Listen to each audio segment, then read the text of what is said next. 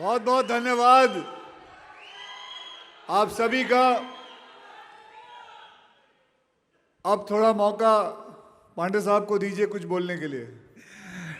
अक्षय भाई, आपके फैन से चाहने वाले हैं, बहुत सारे लोगों का मौका एक आया और ख़ास तौर से इसके टीज़र जब से आया है तब से तहलका मचा दिया है हिंदुस्तान में।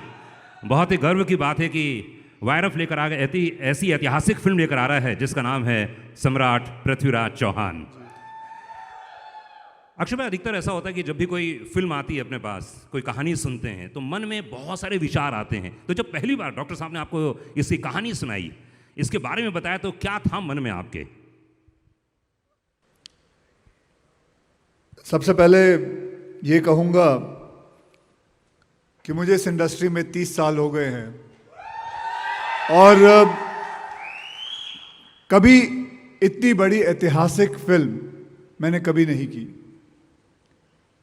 डॉक्टर साहब ने जब मुझे बताया कि मुझे सम्राट पृथ्वीराज चौहान प्ले करना है, इस कहानी पे मुझे रोल अदा करना है, तो ये मेरे लिए बहुत ही गर्व की बात थी। ऐसा लगा कि उस वक्त कि मेरा जीवन सफल हुआ कि इतने बड़े योद्धा की कहानी पर मुझे मौका मिला है कि वो रोल मैं कर सकूं। तो मैं सबसे पहले तो डॉक्टर साहब, डॉक्टर चंद्र प्रकाश द्विवेदी जी, उनका धन्यवाद करना चाहूँगा और साथ में आदि चोपड़ा जी, उनका धन्यवाद करना चाहूँगा जिन्होंने इस फिल्म को प्रोड्यूस किया है और ये बीड़ा उठाया है कि ये फिल्म बनाएं। मुझे वो भी ये दिन याद है जब पहली बार मैं डॉक्टर साहब से मिला और जब उन्होंने मुझे बताया तो सबसे पहले उन्होंने मुझे एक किताब दी थी, पृथ्वीराज रासो, और वो किताब मुझे कहा गया था कि इसे आहिस्ते आहिस्ते पढ़ो। ऑब्वियसली उसके जो शब्द थे वो काफ़ी कठिन थे, तो डॉक्टर साहब बैठते थे, मुझे समझाते थे। आहिस्ते आहिस्ते पढ़ते पढ़ते मुझे महसूस हुआ कि कितने बड़े योद्धा हैं सम्राट पृथ्वीराज चौहान। और हम जब हिस्ट्री किताब में जब पढ़ते हैं तो सिर्फ एक पैराग्राफ आता था उनका। आज ये फिल्म मैं चाहूँगा देश का ही नहीं, दुनिया का हर बच्चा देखे। It's an educational film. ये फिल्म आप खुद ही देखेंगे, आपको खुद ही महसूस होगा कि आप अपने बच्चों को ये फिल्म दिखाना चाहेंगे, उन्हें बताना चाहेंगे कि सम्राट पृथ्वीराज चौहान की कहानी क्या है, क्या क्या किया था। बस ऐसे ही करके मुझे उसके बारे में और भी बहुत सारी बातें पता चलती गई और मुझे बहुत गर्व से मैं कहता हूं कि मुझे ये मौका मिला कि मैं ये फिल्म में काम कर सकूं। I am very proud and I wish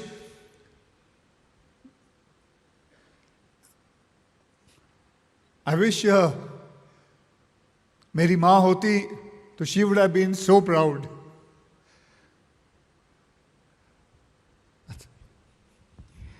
बहुत सारे यहाँ फैंस क्लब मौजूद हैं, फैंस मौजूद हैं, फीवर एफएम के लोग मौजूद हैं। हमेशा लोगों के मन में एक बात रहती है कि जब फिल्म रिलीज़ होगी उसके बाद हिंदुस्तान का पूरा एक वर्ग बहुत ही गौरवान्वित महसूस करेगा हिंदुस्तान की आन बान और शान देखकर। तो वो फिल्म देखने के बाद क्या क्या रिएक्शंस आने वाला, आपको क्या लग रहा है? जी, जैसे मैंने कहा पांडे साहब कि ये फिल्म जो है इट्स एन एजुकेशनल फिल्म। मैं इस फिल्म को चाहूँगा कि बच्चा बच्चा इस फिल्म को देखे और सरकार से भी निवेदन करूंगा कि इस फिल्म को एक कंपल्सरी चीज़ है, मतलब स्कूलों में दिखाया जाए, हमारे हिस्ट्री के बारे में बताया जाए कि क्या हुआ था, कैसे हुआ था, और बस दैट्स इट। जी हाँ, सम्राट पृथ्वीराज चौहान की भूमिका में अक्षय कुमार, जोरदार तालियां। एंड अब बारी आ गई है इतिहास के पन्नों से रानी संयोगता के बारे में बात करने के लिए।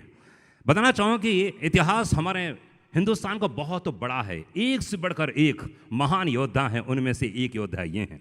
तो चलिए जी, उन्हीं की भूमिका में आ रही हैं पहली बार आप सभी के बीच में मनुषी चिल्लर। जोरदार तालियां।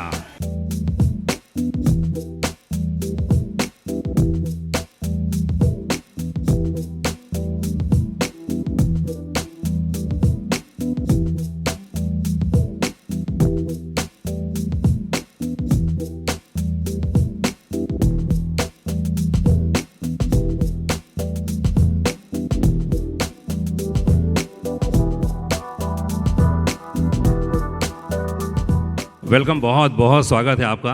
Thank you.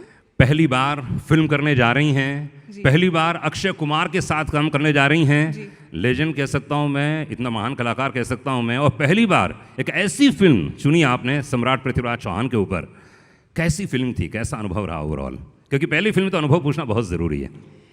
पहली फिल्म है तो हमेशा बहुत ही स्पेशल रहेगी, बट आई थिंक मैं बहुत ही लकी हूँ, बहुत फॉर्चुनेट हूँ कि मुझे अक्षय सर के साथ काम करने का मौका मिला। यशराज ने मुझे लॉन्च किया, एंड ऑफ कोर्स डॉक्टर साहब ने मेरी पहली फिल्म डायरेक्ट की है। तो आई थिंक तीनों ने बहुत ही ज़्यादा कंट्रीब्यूट किया है in making sure that I was comfortable and I was prepared for my first film. So definitely Prithviraj is very special to me. क्या बात है, जोरदार ताली होनी चाहिए मनुष्य के लिए।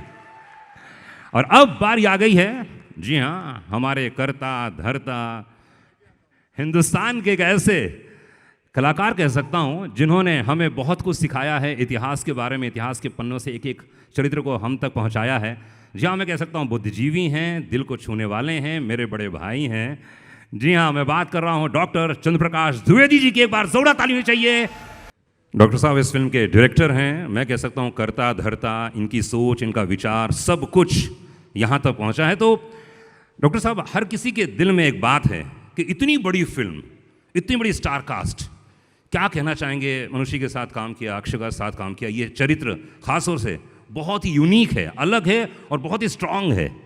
तो इनका चयन करने का क्या नज़रिया था आपका? पहले मैं सबसे पहले कहूँगा कि आज 9 मई है। आज एक बहुत ही विशेष दिन है। 9 मई 1540 को भारत के एक और महान सपूत ने जन्म लिया था, जिसका नाम है महाराणा प्रताप। आज महाराणा प्रताप की जयंती है। उनकी स्मृति को हम पृथ्वीराज समर्पित कर रहे हैं। हर हर महादेव। अब मैं तुम्हारे प्रश्न का उत्तर देता हूँ। जी बिल्कुल। तुमने 2 शब्दों का इस्तेमाल किया, कर्ता धर्ता। कर्ता नाम का कर्मयोगी चौथे माले पर यहाँ बैठता है, धर्ता यहाँ है। दोनों आवश्यक है भाई किसी फिल्म के लिए। और आपने जैसा कहा कि मुझे भारत की फिल्म इंडस्ट्री का श्रेष्ठ कर्मयोगी निर्माता मिला, भारत की फिल्म इंडस्ट्री का श्रेष्ठ अभिनेता मिला, विश्व की, जिसे पूरे विश्व ने सुंदरी मान लिया, ऐसी मुझे मानुषी छिल्लर मिली। और मुझे ऐसे सहायक मिले। यशराज ने मुझे जिस प्रकार के सहायक दिए, वो चाहे मेरी टीम हो, चाहे वो मानुष नंदन हो, सुब्रत हो, अमित हो, मनन हो, मंदिरा हो, अलका हो, शालिनी हो, एनके त्रिपाठी हो, हरीश हो, ऋषभ हो, मैं उन्हें अपने योद्धा मानता हूँ।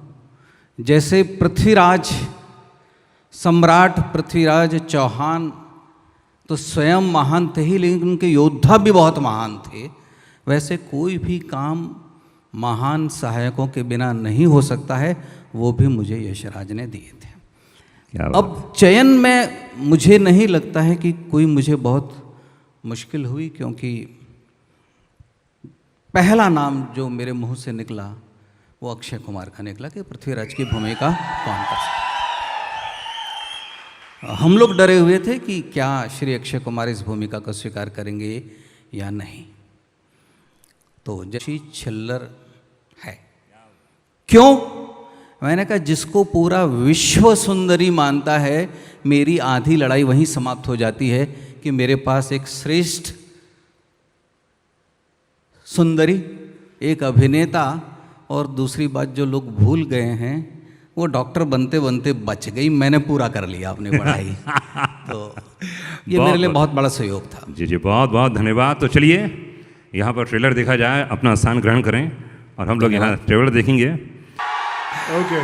अक्षय भाई, कोई भी फिल्म होती है उसमें एक्शन होता है, ड्रामा होता है ना, इमोशन होता है। तो इस पूरी जो हम लोग देखने जा रहे हैं फिल्म, उसमें सबसे ज़्यादा अपील आपको क्या चीज़ करी? किस में आपको लगा कि यार ये बड़ा कमाल था, मुझे तो मज़ा आ गया? इसमें सब कुछ बहुत ही बढ़िया है और सब कुछ इसके अंदर जो कुछ आप देखोगे ये सब सच है, ये सब कुछ हुआ, मतलब इतना इतना सब कुछ हुआ और हमें इसके बारे में इतनी सी इल्म भी नहीं है। मुझे तो यही बात के कमाल की लगी। और जब डॉक्टर साहब ने इसके बारे में बताया, 18 साल से ये आदमी रिसर्च कर रहा है, 18 साल से।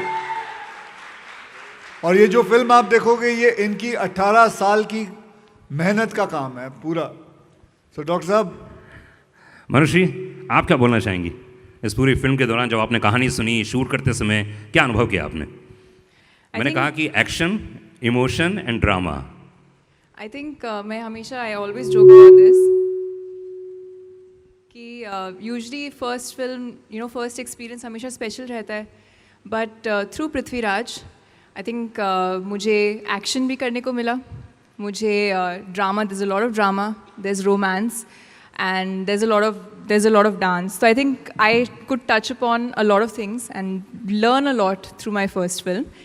And बचपन में बड़े होते, जब हम बचपन में नानी दादी होती हैं, उन्होंने पृथ्वीराज की सम्राट पृथ्वीराज की कहानियाँ सुनाते हैं. they have their different versions of the story. But Prithviraj Raso का वर्जन फर्स्ट टाइम मुझे डॉक्टर साहब के थ्रू ही पता चला और मैंने उनको बहुत परेशान किया. आई थिंक 9 महीने before we started shooting, between the time when I actually read the script for the first time, हमेशा उनके लिए बहुत क्वेश्चंस हुआ करते थे. एंड पढ़ने के लिए उन्होंने मुझे मैटर दिया, बट ज़्यादातर मैं उनसे I used to like hearing the story from him. So it's very interesting, the whole thing, and like I said, the whole experience was very wholesome. There was a lot that I got to experience, especially on set, क्योंकि this as a film it's a family entertainer, it's for the entire family, and I got to experience almost everything, that all kinds of things that as an actor you would want to explore.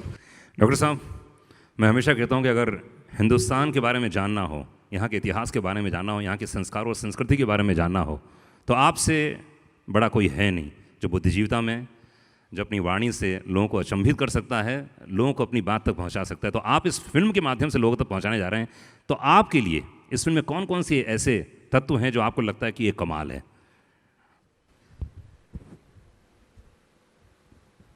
Hello. जो प्रेम में होते हैं वो अक्सर झूठ बोलते हैं. अनुज ने थोड़ा सा झूठ बोला है कि मैं श्रेष्ठ हूँ. मैं श्रेष्ठ नहीं हूँ. मैं भी एक इतिहास का प्रेमी हूँ, इसलिए ऐतिहासिक कहानियाँ लेकर आता हूँ. आपने सवाल किया कि ऐसे कौन से तत्व हैं जिस कारण मैं पृथ्वीराज भारत और विश्व के दर्शकों के सामने लेकर आ रहा हूँ.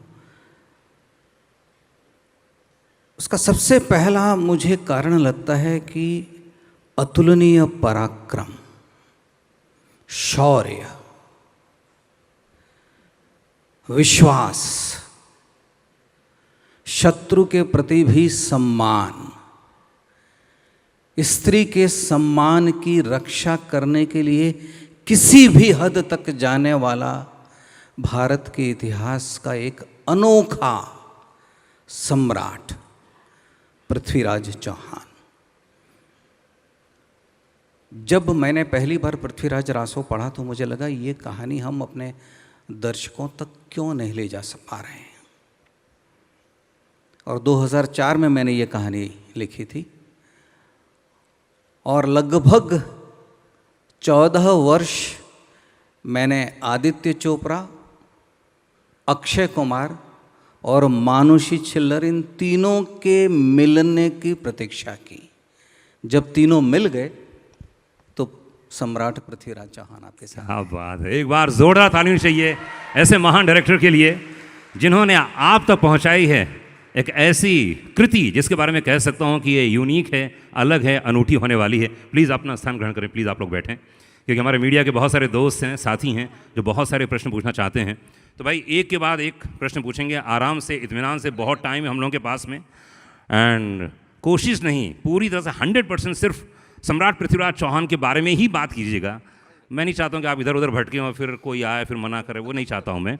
तो हम लोग कोशिश करेंगे कि इसके इतिहास को समझने की, इस फिल्म की मेकिंग को समझने की, कैसे ये बनी है फिल्म, कितनी मेहनत लगी है और क्या क्या हम देख पाएंगे, उसके लिए मैं रिक्वेस्ट करूंगा एनी क्वेश्चंस कोई भी आप पूछना चाहें तो। जी मैं पूछ रही हूँ। शुभ नाम? नमस्कार, मैं रेखा खान, नवभारत टाइम से। रेखा जी आप कहाँ हैं? एक सेकेंड। अच्छा खैर जहाँ भी है। यहाँ हूँ मैं आपके अच्छा हाँ एकदम सामने। हाँ जी पूछिए पूछिए। जी सबसे पहले तो मैं अक्षय जी आपको, मानुषी जी, डॉक्टर साहब आपको बहुत सारी मैं बधाई और बहुत सारी शुभकामनाएं देना चाहूँगी। बहुत ही कमाल का ट्रेलर है, बहुत सारी आप लोगों को शुभकामनाएं। अक्षय मेरा सवाल आपसे यह है कि हम इतिहास में बचपन से, चाहे पृथ्वीराज जी हों या महाराणा प्रताप हों, इस तरह के हिस्टोरिकल कैरेक्टर्स को हम एक हीरो की तरह देखते आए हैं कि हमारे देश के लिए, धर्म के लिए वो उसकी रक्षा करते हैं। लेकिन और ये एक नायक के तौर पे भी हम इन्हें देखते हैं, मगर आज के दौर में आप एक सच्चे नायक की क्या डेफिनेशन देखते हैं? आपको क्या लगता है कि आज के दौर में एक नायक या एक लीडर, उसमें क्या क्वालिटीज़ होनी चाहिए? जी लीडर्स का तो मुझे पता नहीं, बस एक अच्छे इंसान होने चाहिए, बहुत है। अपनी ज़िंदगी में अच्छाई करो, अच्छे कर्म करो, कमाई करो और किसी का बुरा मत सोचो, किसी के बारे में बुरा मत बोलो। बस यही कुछ गिनी चुनी चीज़ें हैं, ज़्यादा मैं इस पे ज्ञान नहीं देना चाहूँगा। ये कुछ चीज़ें हैं जो मैंने हमेशा फॉलो की हैं एंड दैट्स इट। डॉक्टर साहब आपसे भी आदित्य चोपड़ा से मिला, मैं उनसे निर्देशन के लिए नहीं मिला था। श्री आदित्य चोपड़ा ने मुझे एक फ़िल्म की कहानी लिखने के लिए बुलाया था। हमने तय कर लिया कि वो कहानी हम दोनों मिलकर लिखेंगे। पौराणिक कथा थी। मुझे ठीक 4 दिन बाद फिर फ़ोन आया कि श्री आदित्य चोपड़ा आपसे मिलना चाहते हैं। तो मैंने उनसे कहा कि अभी तो मैंने पढ़ना शुरू किया है, इतनी जल्दी वो मुझसे कैसे उम्मीद करते हैं। तो मुझे याद है श्री भरत रवेल ने मुझे फ़ोन किया था। मैंने उनसे कहा कि भरत मुझे कुछ पढ़ने का समय दो। भरत ने मुझे ये कहा कि मैं ये नहीं जानता हूँ कि सर आपसे क्यों मिलना चाहते हैं, तो आप एक बार आ जाइए। तो मैं उनसे फिर मिलने गया तो उन्होंने मुझे एक प्रश्न पूछा कि डॉक्टर साहब क्या आप फिल्म बनाना नहीं चाहते? तो मैंने कहा मैं बिल्कुल फिल्म बनाना चाहता हूँ। तो आपने मुझे पिछली बार क्यों नहीं कहा कि आप फिल्म बनाना चाहते हैं? तो मैंने उनको उत्तर दिया कि आपने मुझे फिल्म निर्देशित करने के लिए नहीं बुलाया था, लिखने के लिए बुलाया था, इसलिए मैं विषय बदलना नहीं चाहता था। तो आप फिल्म डायरेक्ट करना चाहते हैं? मैंने कहा जी मैं चाहता हूँ। तो कर क्यों नहीं रहे हैं? तो मैंने कहा मेरी फिल्में इतनी महंगी होती है कि बहुत बहुत कम निर्माता उससे बना सकते हैं। तो बोले कितनी महंगी होती हैं आपकी फिल्में? मैंने कहा सर 100 करोड़ से प्रारंभ होगी। तो ऐसी कौन सी फिल्में आप बनाना चाहते हैं? तो मैंने कहा पृथ्वीराज है और भी बहुत सारे विषय है। सबसे पहले कौन सी बनाना चाहते हैं? मैंने कहा सम्राट पृथ्वीराज चौहान। आपके दिमाग में कहानी है? मैंने कहा मेरे पास स्क्रिप्ट है। और एक शनिवार और रविवार मैंने उन्हें कहानी सुनाई। सोमवार को ये तय हो गया कि ये फिल्म हम अक्षय कुमार के साथ बना रहे हैं। क्या बात, बहुत बढ़िया, बहुत बढ़िया। क्या एनी क्वेश्चन? जी शुभ नाम? हाय मैं अनुप्रिया हूँ, मिस मालिनी से। आप तीनों को बधाई, बहुत ही बढ़िया ट्रेलर, धन्यवाद शानदार जी। है। मानुषी आपका बहुत स्वागत है बॉलीवुड में। Thank you. जानना चाहेंगे, बहुत ही बड़ी फिल्म है और ऐतिहासिक फिल्म है, कम मौका मिलता है ये इस तरह की फिल्मों से डेब्यू करने का, तो कितनी ज़्यादा आप एक्साइटेड हैं और क्या क्या आपकी तैयारियां रहीं? और साथ ही इसके बाद अक्षय और सर से जानना चाहेंगे कुछ और। जी आपने बिल्कुल सही कहा, बहुत ही ऐसी कम अपॉर्चुनिटीज़ होती हैं कि इस तरह की फिल्म में आपका इंट्रोडक्शन हो, और मेरे लिए बहुत ही स्पेशल डेब्यू है। प्रेशर भी ज़्यादा था क्योंकि मैंने कभी इससे पहले एक्टिंग की नहीं थी, but I think the kind of team that I got was really helpful. Akshay sir himself he's been around for a longer time. He is very experienced. Adi sir is a very senior producer. Dr. Saab, I think his research and how clear he was in his head कि Rani Sanyogita ऐसी थी, मेरे that is his interpretation of her, और मुझे ऐसी ही princess Sanyogita और ऐसी रानी संयोगिता चाहिए. So that really helped me. और मैं इससे पहले मैं स्टूडेंट थी, तो मेरा बहुत ही स्टूडेंट माइंडसेट है. कॉलेज जाना, वहाँ पे जो टीचर्स ने पढ़ाया वो सीखना और उसके बाद एग्ज़ाम देना. एंड कहीं ना कहीं उसने मुझे, उस एक्सपीरियंस ने मुझे बहुत हेल्प किया यहाँ पे, क्योंकि मैं यशराज आती थी 9 महीने तक. मैंने यहाँ ट्रेनिंग की है, और उन 9 महीने में मैं आती थी, मैं डॉक्टर साहब से बहुत स्क्रिप्ट समझती थी, एक्टिंग समझती थी, क्या कैरेक्टर को चाहिए वो समझती थी. और क्योंकि film is a directors medium, तो उनके दिमाग में इतना क्लियर इमेज था कि उनको रानी संयोगिता कैसी चाहिए. So for me it was more about replicating that. तो आई थिंक बहुत ही बड़ा प्रोजेक्ट था. I couldn't say no to it. I had to, like, मेरे इससे पहले I was not very sure that I would become an actor, but after I knew that there was an opportunity that I could audition for something like Prithvi Raj. Then there was no looking back, and I think I got the perfect team. Akshay, आपसे मेरा सवाल है कि 30 सालों के सफ़र में ये आपके लिए बहुत अलग तरह की फ़िल्म है, तो आपने क्या क्या चीज़ें अब तक अनलर्न की इस दौरान?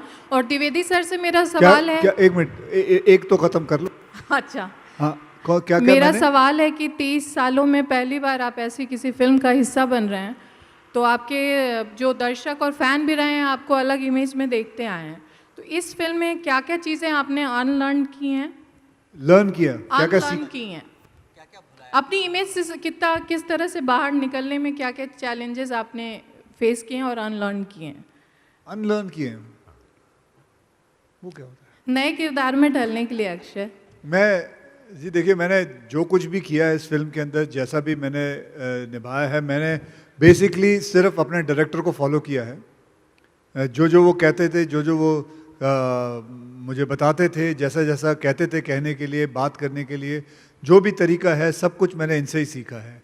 और मैं इस फिल्म के अंदर कुछ लेके नहीं आया था, मैं अकेले अपने आप को ले आया था, और ऐसा कुछ नहीं था मैंने अनलर्न किया या कुछ भी. मैं बस आता था, साहब के साथ बैठता था, साहब से बातें सीखता था, और बस उनसे समझता था, कोशिश करता था, रिहर्सल करता था, और बस जाके परफॉर्म करता था. तो कुछ ज़्यादा मैंने ऐसा ये कहूँगा कि मैंने बहुत सारी मेहनत की है, तो मैं झूठ कहूँगा.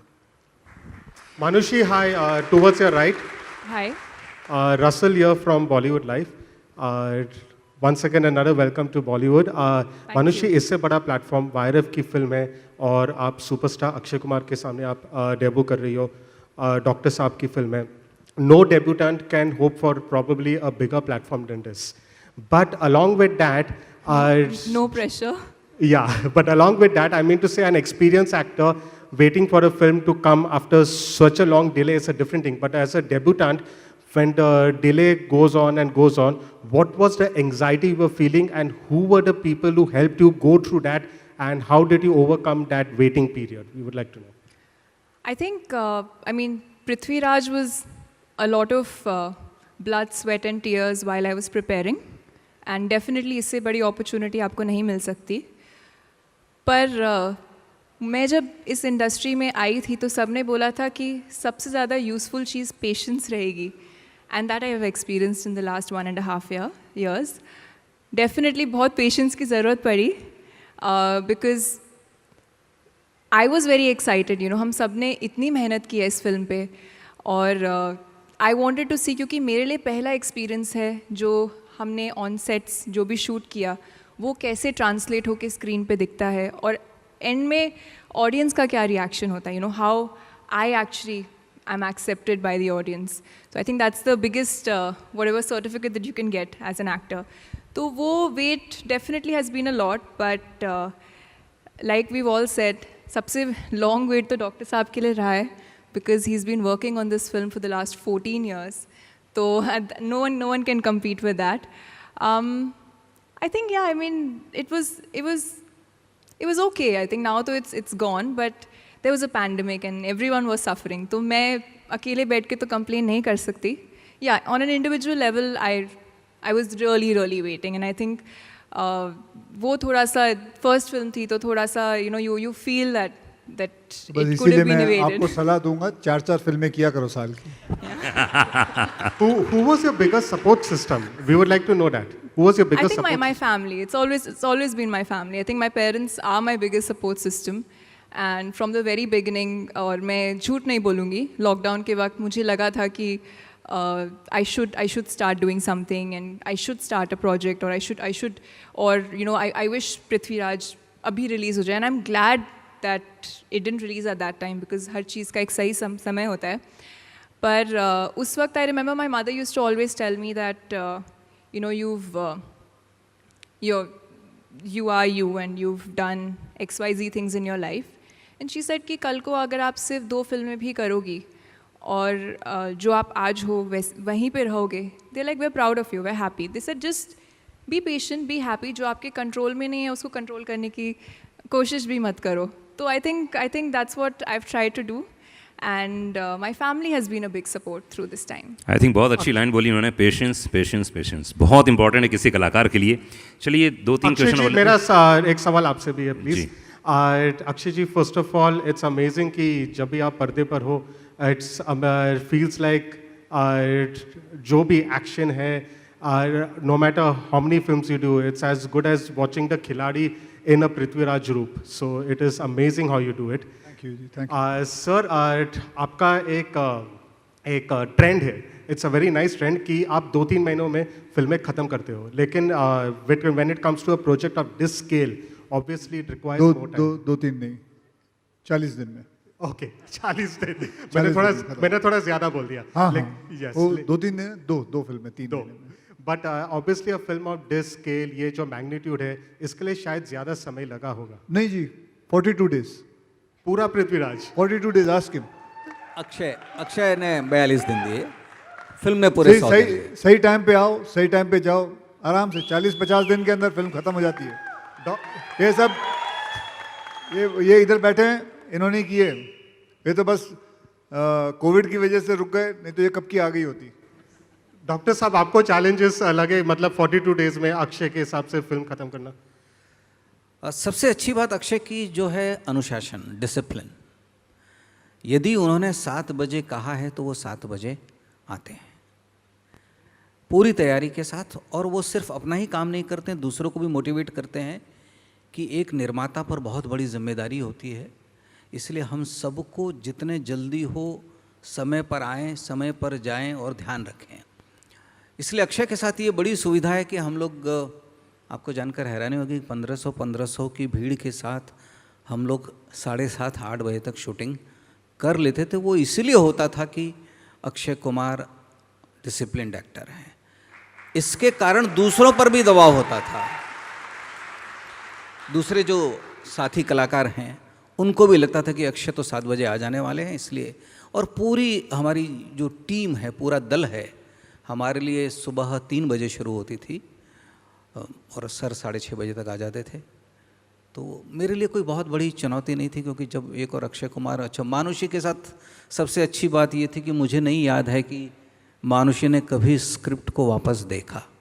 जैसा मानुषी ने बताया कि हम दोनों ने बैठकर 9 महीने रीडिंग की. मानुषी को सारे संवाद पूरी तरह से आते. अभी भी अगर आप पूछेंगे हाँ. तो ये स्क्रिप्ट आपको शुरू से, अपने ही नहीं, मेरे भी, सबके भी, आजू बाजू के सबके याद करके आ जाती थी. तो इसलिए मेरे भाई कोई इसमें बड़ी चुनौती नहीं थी. Akshay sir, hi, this is Ankita from Peeping Moon. Sir, in your opinion, where you think Samrat Prithviraj was from, Rajasthan or Gujarat? I think Samrat Prithviraj Chauhan was from Hindustan. वो हिंदुस्तान के थे. मैं बस यही कहूँगा, ये सब चीज़ों से क्या फ़ायदा. वो कहाँ के भी थे, वो हिंदुस्तान के थे, भारत माता के बेटे थे. And that is more important than anything. हमने ज़िंदगी में अब तो हमें समझ लेना चाहिए, ये जो पहले जब ब्रिटिश आए थे, डिवाइड एंड रूल, ये सब चीज़ों से हमें समझ लेना चाहिए. ये छोड़े ना, कहाँ से थे, कैसे थे, किसके थे. ये सबसे ज़्यादा ज़रूरी है, वो हमारे देश के थे, हिंदुस्तान के थे, भारत माता के बेटे थे. बस इतना ही काफ़ी है. Doctor Saab, here. Rajiv Vijayakar here, on your right. Doctor where are you? हाँ, yes, Yeah, great to meet you after such a long time. Long time. And two questions for you. One, why Akshay Kumar, out of all the such a big film, needs a big star to lead the cast? So why Akshay Kumar? And secondly, all beauty queens tend to get into films. And what made you so sure that Manushi is your Queen Sanjukta? पहले सवाल का मैं उत्तर देता हूँ कि सबसे बड़ी चुनौती इसमें समय की थी. तो जब श्री आदित्य चोपड़ा ने मुझे पूछा कि आप ऑप्शंस दीजिए, मैंने कहा सर मैं ऑप्शन नहीं दूंगा, मैं आपको एक ही पर्याय दूंगा, वो है श्री अक्षय कुमार. मैंने उनके बारे में सुना है, इसके पहले मैंने काम नहीं किया, कि वे बहुत ही अनुशासित हैं, समय पर आते हैं, अपने काम को पूरी ईमानदारी से करते हैं. तो उन्होंने कहा कि मैं आपको अक्षय के गुण दोष बताता हूँ, उसके बाद आप तय करिए. तो उन्होंने मुझे अक्षय कुमार के गुण दोष दोनों बताए. गुण उन्होंने ये कहा कि वो गाय है, उसे जहाँ ले जाओगे वो चला जाएगा. तो मैंने कहा ये गाय मुझे दे दीजिए. दोष बताओ ना, मुझे दोष जानना है. दोष क्या है? नहीं, दोष तो मैं 3-4 साल से काम कर रहा हूँ. उनका दोष ये है कि इनमें करुणा और मैत्री इतनी ज़्यादा कूट कूट कर भरी है कि कभी ये गलत लोगों का चुनाव कर लेते हैं. मैंने आपको आपका दोष बता दिया, धोखा खा जाते हैं.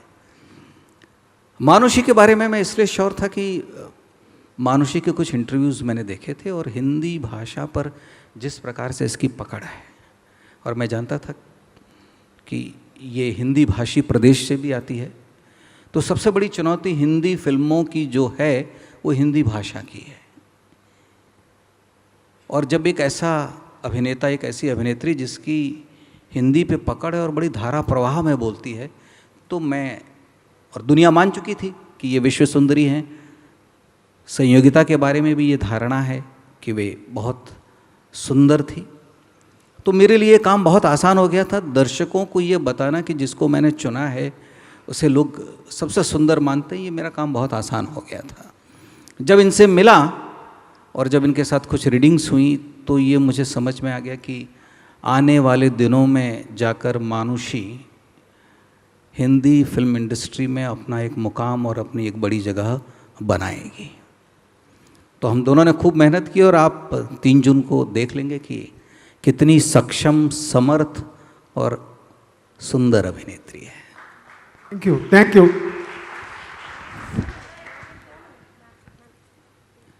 जी माइक्रोफोन आने दीजिए. जी, वहाँ से कोई आवाज़ आई? अनुप्रिया, तुम्हारा प्रश्न रह गया मुझे लगता है. हाँ हाँ, जब भी जिसको जैसी सुविधा हो. चंद्रप्रकाश जी नमस्कार. स्मिता, दैनिक जागरण से. जी जी, नमस्कार. आप तीनों को बहुत बहुत बधाई. आपने 18 साल से स्क्रिप्ट आपके साथ थी, तो 18 साल के स्क्रिप्ट जी पाना कितना मुश्किल था? और जब आप इस स्क्रिप्ट के बारे में सोच रहे थे तो क्या पॉइंट था बताने के लिए, क्योंकि अभी शादी का अमृत महोत्सव भी हम बना रहे हैं, तो क्या चीज़ें दिमाग में थी इस फिल्म को बनाते हुए, लिखते हुए? क्या चीज़ें थॉट था जब आपने स्क्रिप्ट को शुरू किया था? मैं कुछ शब्द सुन पाया हूँ, कुछ नहीं सुन पाया हूँ, लेकिन मैं आपके प्रश्न का आशय समझ गया हूँ कि इन 18 वर्षों में मेरे दिमाग में क्या चल रहा था. ये 18 साल स्क्रिप्ट आपके साथ थी, उस स्क्रिप्ट को जी पाना आपके लिए कितना मुश्किल था, इतना टाइम लग रहा था, और वो पहला पॉइंट क्या था जिसने आपको पृथ्वीराज लिखने के लिए सोचा आपने ये फिल्म बनाना बहुत ज़रूरी है और आज के दौर में? उसका एक सबसे बड़ा कारण है कि भारत आतंक से हजारों वर्षों से लड़ता रहा है, और आतंक से लड़ने की भारत की शुरुआत 712 या 715, जब पहली बार 17 साल के एक लड़के मोहम्मद बिन कासिम ने भारत पर हमला किया था. तब से भारत की लड़ाई शुरू है.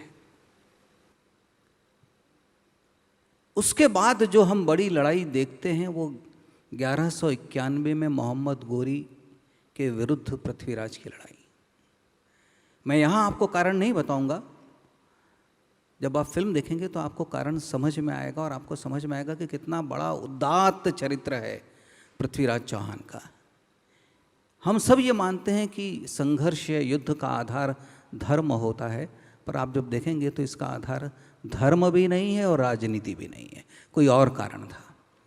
तो मुझे लगा कि भारत की महान परंपराओं में जो मुख्य विचार थे उससे हमारे युवा बिल्कुल अपरिचित हैं।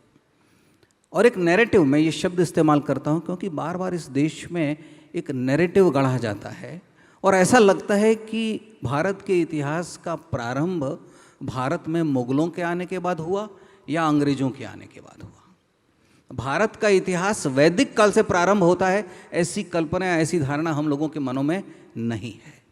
जाहिर सी बात है, भविष्य में और भी लोग वैदिक कहानियों पर काम करेंगे, पर मुझे लगा कि यदि मुझे कोई एक कहानी कहनी है चाणक्य के बाद तो मैं किसकी कहानी कहूँ।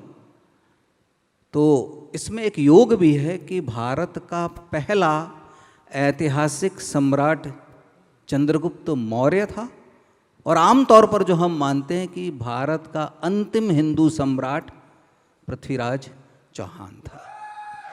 तो इसलिए मैं इन दोनों सूत्रों को जोड़ना चाहता था कि भारत ने कितनी बड़ी यात्रा की है। अब आपके दूसरे सवाल का उत्तर, किसी भी लेखक से आप पूछेंगी तो यात्रा पढ़ने की कभी खत्म नहीं होती। अभी भी मैं अर्थशास्त्र पढ़ता हूँ और नए अर्थ ढूंढने की कोशिश करता हूँ। पृथ्वीराज बन जाने के बाद, फिल्म जब सर्टिफाई हो गई, उसके बाद मैंने राम कुमार का एक नाटक पढ़ा, जबकि मेरी फिल्म समाप्त हो गई थी। अभी भी कोई भी पुस्तक जो पृथ्वीराज पर लिखी हो वो मेरे पास आती है तो मैं इसको ज़रूर खंगालता हूँ, पढ़ता हूँ, जानने की कोशिश करता हूँ कि कहीं मैंने कोई गलती तो नहीं की। तो ये क्रिएटिव प्रोसेस है। 2 क्वेश्चन और लेंगे हम लोग। डॉक्टर साहब, जब इतिहासकार आपसे बात करने पर या प्रति प्रश्न करने पर घबराते हों तो थोड़ी सी घबराहट मुझे भी हो रही है। ना बिल्कुल मत घबराइए। चाणक्य हमने देखा, चाणक्य के बाद दूसरा चाणक्य नहीं बना और पृथ्वीराज पर जो छोटे पर्दे पर छोटी मोटी कोशिश की गई वो यहाँ कहीं भी टिकती नहीं है, आपके ट्रेलर को देखकर लगा। लेकिन मुझे एक सवाल करना है कि जब जोधा अकबर आई थी तो आशुतोष गोवारिकर घबरा गए थे, यहाँ तक कि भंसाली को पद्मावत के वक्त नाम भी चेंज करना पड़ा। आप लोगों की सेट को तोड़ने की कोशिश की गई, आप लोग नहीं घबराए। उसके बाद फिर नाम बदलने की बारी आई, तब भी आप लोग नहीं घबराए। हालांकि अब तो उस पर जो दिल्ली हाई कोर्ट है उसने मुहर भी लगा दी है, लेकिन उसके पहले भी डटे रहने का और जो दूसरे तत्व हैं जो इसे बार बार कुरेद रहे थे हमें फिल्म दिखाइए, उस पर डटे रहने का जो जज्बा है वो कैसा रहा और कितना डिमोरलाइज किया आपको इसने? मैं उत्तर दूं या अक्षय से पूछ रहे हैं आप किससे? जी, मैं आपसे भी पूछ रही हूँ। एक तो मेरा ये व्यक्तिगत मानना है कि हर व्यक्ति, हर संस्था, हर संगठन और देश के हर नागरिक को अपने संवैधानिक अधिकारों का उपयोग करने का, जिसको हम कहते हैं आज़ादी है। कोई भी व्यक्ति किसी भी फिल्म का संविधान के दायरे में रहकर विरोध कर सकता है। इसलिए मैं ये मानता हूँ कि आपको भी ये अधिकार है कि यदि मैं कुछ गलत करूँ तो उस पर प्रश्न करें, लेकिन संविधान के दायरे में रहकर, हिंसा न करें। दूसरी बात जिनकी आप बात कर रहे हैं वे एक सामाजिक संगठन हैं और वे कोशिश कर रहे हैं कि भारत के इतिहास के साथ छेड़छाड़ न हो। आप उसे ये ना समझें कि मैं उसे कोई स्वीकृति दे रहा हूँ। मेरा ये मानना है कि समाज में आप हर दिन देखते हैं, चाहे ट्विटर हो, टेलीविज़न हो, हर विषय को लेकर विवाद होता है। हम लोगों की जो मंशा थी कि हम पृथ्वीराज की स्मृति को हमारी श्रद्धांजलि दे रहे हैं। भारत के एक महान सपूत की कहानी जो पिछले कुछ वर्षों में नहीं बनी है, आपको जानकर शायद आश्चर्य नहीं होना चाहिए कि स्वर्गीय M.G. रामचंद्रन ने भी पृथ्वीराज की भूमिका निभाई है, तमिल में भी बनी। एक ऐसा चरित्र जो राष्ट्रीय चरित्र है, जिसको कश्मीर से लेकर कन्याकुमारी तक लोगों ने भारत के महान योद्धा के तौर पर स्वीकार किया। और योद्धा तो उनका एक गुण था, दूसरे गुण भी आप फिल्म में देखेंगे। ऐसे व्यक्ति पर कोई एक निर्माता, कोई एक प्रसिद्ध अभिनेता क्यों ऐसा कोई काम करेगा जिससे समाज में उसका विरोध हो। दूसरा जो टाइटल को लेकर, शीर्षक को लेकर मतभेद था, विवाद भी मैं नहीं कहता हूँ, मतभेद था कि उन्हें किस नाम से संबोधित किया जाना चाहिए। तो श्री आदित्य ने भी मुझे पूछा कि इसमें किसी परिवर्तन की गुंजाइश है, तो मैंने कहा कि भारत की लेखन परंपरा में सम्राट पृथ्वीराज चौहान पर जो पहली कृति हम मानते हैं, महाकाव्य पृथ्वीराज रासो, उसमें भी सम्राट नहीं लिखा है। दूसरी जो कृति है पृथ्वीराज विजयम, जयनक, जैसे चंद बरदाई उनके कोर्ट पोएट हैं, उसी तरह से जयनक भी उनके कोर्ट पोएट हैं जो कश्मीर से थे, उन्होंने भी पृथ्वीराज विजयम नामक काव्य लिखा। उसके बाद हाल में 2015 में भी संस्कृत साहित्य में पृथ्वीराज चरित्र, कहीं सम्राट इसका उल्लेख नहीं है। मैं इससे ये नहीं मानता हूँ कि इसमें जोड़ा जा सकता है, लेकिन आपको जानकर फिर आश्चर्य नहीं होना चाहिए कि हम जब दिल्ली जाते हैं तो एक सड़क का नाम भी है पृथ्वीराज रोड। किसी भी व्यक्ति को उसके नाम से संबोधित करने में मेरा व्यक्तिगत मानना है कि किसी को चोट नहीं लगनी चाहिए। मैं राम को राम भद्र भी बुलाता हूँ, श्री राम भी बुलाता हूँ, राम भी बुलाता हूँ। तो गुजराती में एक कहावत है, हरि तारा नाम 6000 कोणा नामे लखवी कंकोत्री, मतलब हरि तुम्हारे नाम है 1000, किस नाम से, तो पृथ्वी तुम्हारे नाम कई है। पृथ्वीराज आपने सुना होगा, रासों में पृथ्वीराज को पृथ्वीराज भी कहा गया है। तो एक ऐसे पराक्रमी को आप जिस नाम से पुकारें, स्नेह से पुकारें, मुझे लगता है समाज को उसे स्वीकार करना चाहिए। और हमारे ये भाई जिनके मन में अभी किसी प्रकार की शंकाएं, मैं विरोध भी शब्द नहीं कहता हूँ, उनके मन में शंकाएं हैं, जब वे फिल्म देखेंगे मुझे लगता है उन्हें संतोष होगा और वे हमारे काम में सहायक होंगे। एक लास्ट क्वेश्चन लेते हैं। अक्षय जी, एक लास्ट क्वेश्चन। हाँ जी सर। कौन बोल रहा है? ये आपके ठीक सामने। हाँ, नाम। अरुण कुमार। हाँ जी। अक्षय जी, फिल्म पृथ्वीराज शूट करते वक्त आपको कभी ऐसा लगा 42 डेज में कि इनकी ये क्वालिटी मुझसे मिलती जुलती है? आपको कभी ऐसा लगा पृथ्वीराज चौहान की फिल्म शूट करते वक्त? इसके बारे में भी मैं डॉक्टर साहब से कहूँगा। डॉक्टर साहब ने कहानी लिखी है। डॉक्टर साहब, आप मुझे 3-4 साल से अब तो जानते हो, तो आपको लगता है कुछ क्या समानता है पृथ्वीराज में?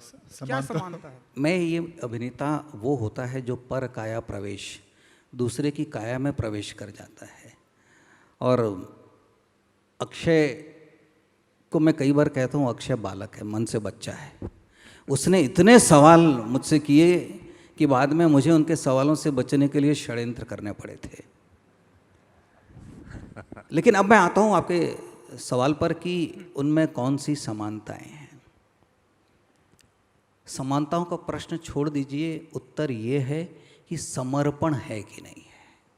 पृथ्वीराज के प्रति उनका समर्पण 100% था। वो ये जानते थे कि उनके कंधों पर एक बहुत बड़ी जिम्मेदारी श्री आदित्य चोपड़ा ने दी है कि उन्हें एक ऐसे महान वीर योद्धा की भूमिका करनी है जो भारत की स्मृतियों में जीवित है, हर भारतीय के मन में जिसके लिए सम्मान है। इसलिए मुझसे कोई चूक न हो। आपको जानकर हैरानी होगी कि उनके लिए हमने एक विशेष म्यूज़िक रिकॉर्ड किया था कि जब भी वो अपनी वैनिटी से सेट तक आते थे तब तक हम लोग वो स्वर, वो संगीत बजाते थे, ताकि वो तब तक आते आते अपने सारे इस संसार को छोड़ दें और पृथ्वीराज के संसार में आ जाएं।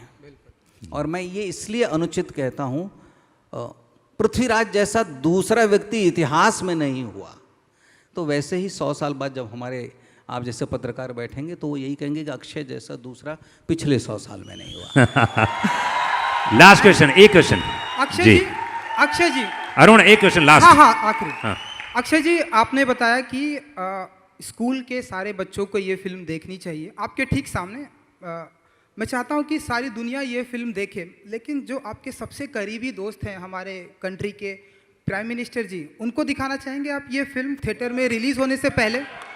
जी, मैं क्या दिखाना चाहूँगा? अगर उनको देखना होगा वो अपने आप ही देख लेंगे। मैं कौन होता हूँ दिखाने वाला? थैंक यू गाइस, बहुत बहुत शुक्रिया। लास्ट क्वेश्चन था। हाँ जी, हाँ जी, पूछ लीजिए, ऐसे ही पूछ लीजिए, चलिए। हाँ जी, पूछ लीजिए, आवाज़ आ रही है आप तक। जी, अरे सिराज साहब आपने दाढ़ी रख ली है, मुझे माफ़ करिएगा। हाँ,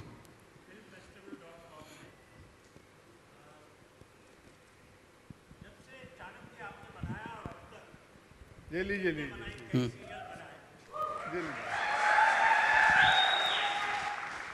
बहुत बहुत शुक्रिया अक्षय भाई, रियली अप्रिशिएटेड। डॉक्टर साहब, चाणक्य से लेके अब तक आपने बहुत सारी फिल्में बनाई, बहुत सारे सीरियल बनाए, लेकिन ज़्यादातर आप एक नई टीम के साथ में काम करते हैं। किया। तो इसके दो पहलू होते हैं, इसके फ़ायदे भी बहुत सारे हो सकते हैं, शायद इसमें कठिनाइयाँ भी आपको पेश आ सकती हैं। ये कोई सोची समझी आपकी पहल है या ऐसे इत्तेफाक होते रहे हैं, क्या कारण है? नहीं, मैं मानता हूँ ये सोची समझी रणनीति है। मेरा ये मानना है कि जितनी बार आप नए लोगों के साथ और युवा लोगों के साथ काम करते हैं, आपके काम में एक नई प्रकार की ऊर्जा और एक नई प्रकार की सोच आती है। जैसा मैं कहूँ, अपने आप को अपडेट रखना कई बार बड़ा मुश्किल हो जाता है। तो जब आप नई टीम के, जैसे अक्षय के साथ आया, मानुष्य के साथ आए, तो हर बार कोई नई चीज़ें, मैंने बहुत सारी चीज़ें आदित्य से भी सीखी, वैसे ही कई चीज़ें मैं इनसे भी सीख रहा हूँ और वो प्रक्रिया जारी है। तो हर बार नए लोगों से जुड़ने से आप कुछ नया सीखते हैं, इसलिए मैं हमेशा ये रिस्क लेता हूँ। क्या बात, thank you guys, thank you. And